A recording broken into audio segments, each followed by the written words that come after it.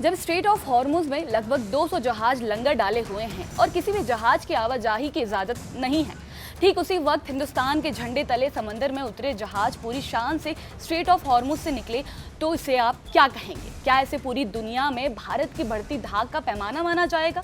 क्या इसे मोदी सरकार की कूटनीतिक जीत मानी जाएगी? क्या इसे दुनिया के मंच पर भारत की खास पहचान माना जाएगा? नमस्कार, मैं साक्षी सिंह और आप देख रहे हैं जी मीडिया का डिजिटल प्लेटफॉर्म। दरअसल भारत की कूटनीति ने अपना रंग दिखाया है। विदेश मंत्री जयशंकर ने वो कर दिखाया जिसकी कल्पना भी करना मुश्किल था।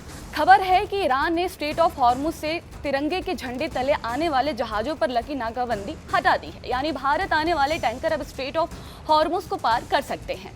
ईरान इजराइल तनाव के बीच दुनिया की सबसे अहम तेल लाइफलाइन माने जाने वाले स्ट्रेट ऑफ हॉर्मुज में हालत बेहद तनावपूर्ण बने हुए हैं।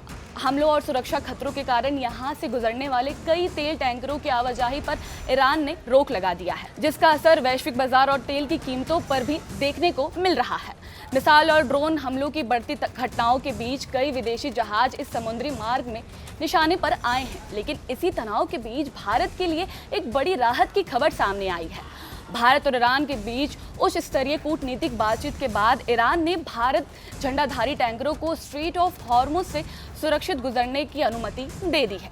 सूत्रों के मुताबिक भारतीय विदेश मंत्री डॉक्टर एस जयशंकर और ईरान के विदेश मंत्री अब्बास अरागची के बीच हुई बातचीत के बाद ये अहम फैसला लिया गया। इस कूटनीतिक पहल के बाद भारतीय ध्वज वाले जहाजों की संवेदनशील समुद्री मार्ग से गुजरने में राहत मिली है।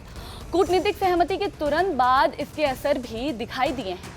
हालांकि दो भारतीय टैंकर पुष्पक और परिमल को सुरक्षित रूप से स्ट्रेट ऑफ हॉर्मुज पार करते हुए देखा गया। मौजूदा हालत में इन जहाज़ों पर सुरक्षित आवाजाही को एक महत्वपूर्ण संकेत माना जा रहा है और साथ ही खबर सामने आई है कि हाल ही के दिनों में हॉर्मुज के आसपास हमलों की घटनाएं तेजी से बढ़ी हैं। कई विदेशी जहाज़ों पर मिसाइल और ड्रोन हमले किए गए, जिसमें वैश्विक ऊर्जा आपूर्ति पर भी असर पड़ा है और तेल बाजार में अस्थिरता बढ़ गई है। ईरान ने भी साफ संकेत दिए हैं कि वो इस रणनीतिक सकरा मार्ग को अपने भू राजनीतिक दबाव के औजार के रूप में इस्तेमाल कर सकता है। ईरान का कहना है कि वो अमेरिका और उसके सहयोगियों से जुड़े हितों वाले तेल और हॉर्मुज से गुजरने नहीं देगा। यानी साफ है कि हॉर्मुज केवल एक समुद्री रास्ता नहीं, बल्कि वैश्विक ऊर्जा आपूर्ति की धड़कन है। और इसी संवेदनशील माहौल में भारत की कूटनीति ने अपने हितों को सुरक्षित रखने में अहम भूमिका निभाई है। युद्ध और तनाव के बीच भारत को मिली यह राहत एक बार फिर दिखाती है कि मुश्किल हालत में भी प्रभावी कूटनीति देश के हितों की रक्षा कर सकती है।